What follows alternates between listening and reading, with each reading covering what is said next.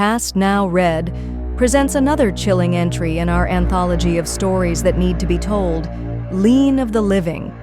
They bought it debt-free, but some contracts aren't written in ink. They're written in blood.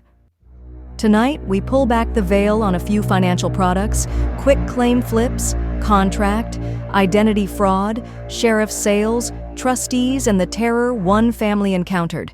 Something buried, something eternal. Lien of the Living. They bought the house for cash. No loans, no banks, no 30-year leash. Just a wire transfer to a company called Hollow Trust, LLC, Baton Rouge-based, 5 stars online, and impossible to speak to directly. Marcus called it a strategic foreclosure acquisition. Chloe called it a desperate restart. But they both needed it, maybe for different reasons. They weren't doing great, not financially, not emotionally. Marriage had come fast, passions spun out of pandemic uncertainty, a Vegas elopement and promises made in the fog of adrenaline. Then reality. Marcus lost his job at a private equity firm when the market dipped. Chloe's interior design clients dried up overnight. Their downtown Little Rock apartment got smaller with every passing argument. He blamed the economy. She blamed his spreadsheets, and both of them secretly blamed the way they'd stopped touching each other without reason. The house was supposed to fix everything, a blank slate, a project, a chance to rebuild something, if not the marriage, then at least the bank account. It was Marcus who found the property. $38,500 cash, 6 acres in the Ozarks, an old farmhouse listed as structurally sound, recently foreclosed on by a holding company. No inspections, no showings, sold sight unseen through a sheriff's auction. The company, Hollow Trust, LLC. They did the deal in under 72 hours.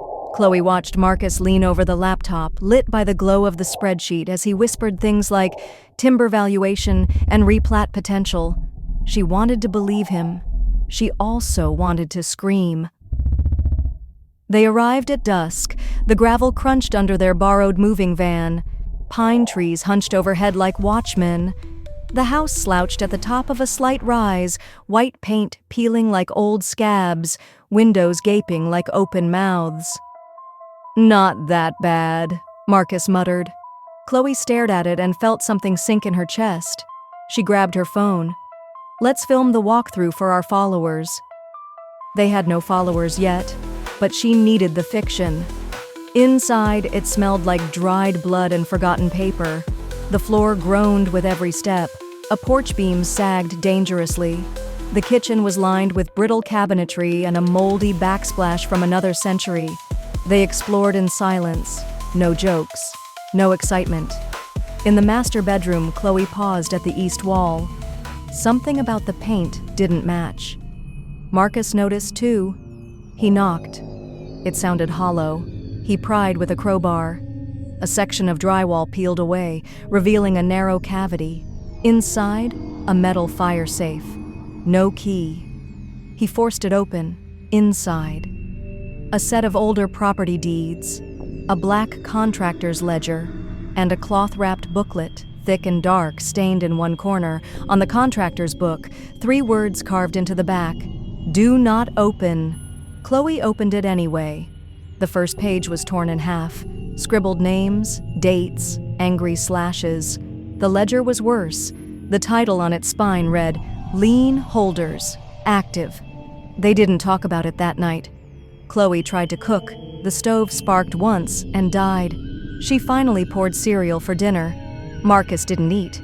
He spent the night rereading the documents, his laptop open on the splintered table, sweat beading on his forehead. "This isn't right," he said.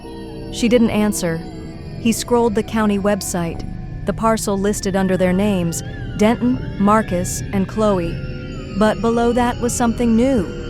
Secondary Lien holder, Hollow Servicing Group, and a line, Perpetual Equity Reclamation, Protocol 9C, Occupant Status, Pending Finalization.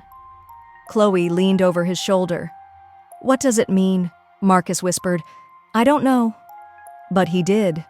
It meant they didn't own anything. The next day, Marcus called their bank. His account was frozen. Their credit cards had been canceled for activity inconsistency. Chloe's identity returned unverified when she tried to log into Credit Karma. They drove to town. The title clerk smiled too wide. When Marcus mentioned Hollow Trust, the clerk's smile vanished. "I don't think you should have signed those papers," he said quietly. "We had someone else like you last year, bought cheap. Thought they got lucky." "What happened?" Chloe asked. The clerk looked toward the window. "No one really knows. We just got a call to mark the deed inactive. When they got home, the front door was open. They'd locked it. Inside, everything was in place, except the ledger.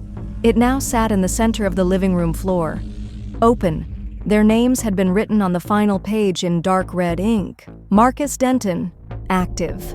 Chloe Denton, pending. They didn't sleep that night. Chloe cried in the bathroom. Marcus sat at the kitchen table, staring at the envelope from the safe. Inside was a refinance denial form. His signature, loan amount, $274,900, cosigner, Chloe Denton. He'd never seen it before. He whispered, "This is identity fraud, legal fraud, title fraud." And yet, it was his handwriting. Over the next week, the house changed. Doors opened into different rooms. The hallway stretched longer. Their things went missing. First her toothbrush, then his socks, then a photo from their wedding night. Chloe found a manila envelope tucked behind the water heater.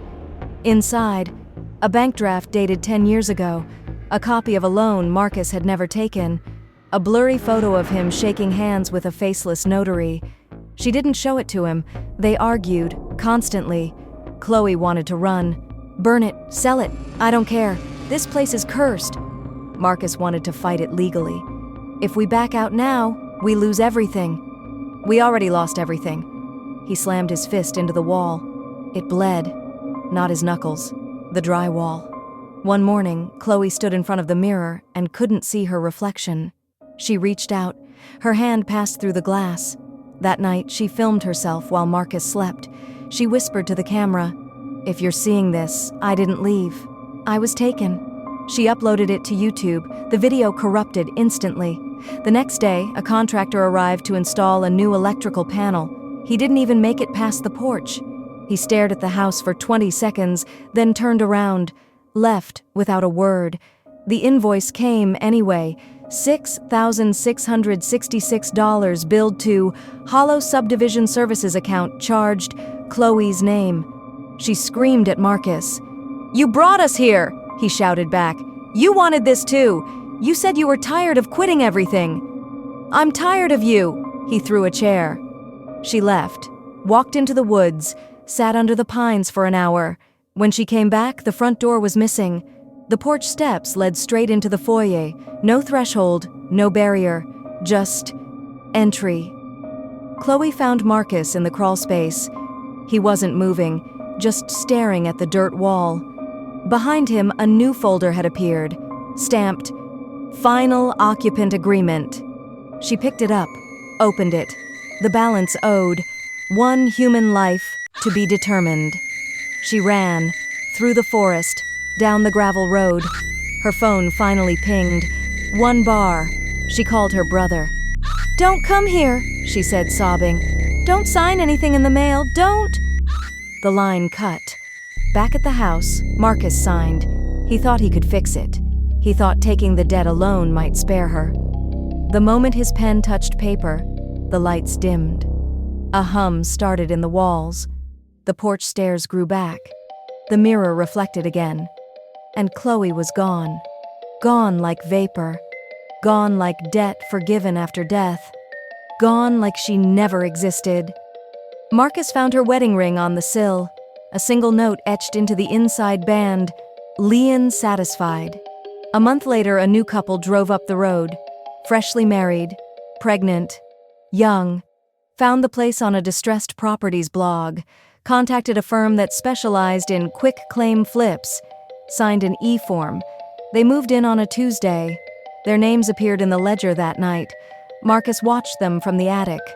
The ledger sat on his lap, open to the next page, still blank, but waiting, always waiting.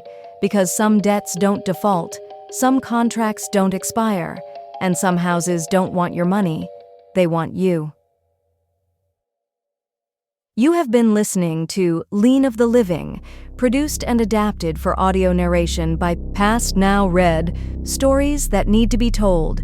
Please subscribe and hit that bell for future updates. If you liked this story, stay tuned. Follow for more. Please tag with someone who may like PastNowRead, stories that need to be told. Thank you. All content and images are copyrighted by Phone House LLC, 2025, all rights reserved.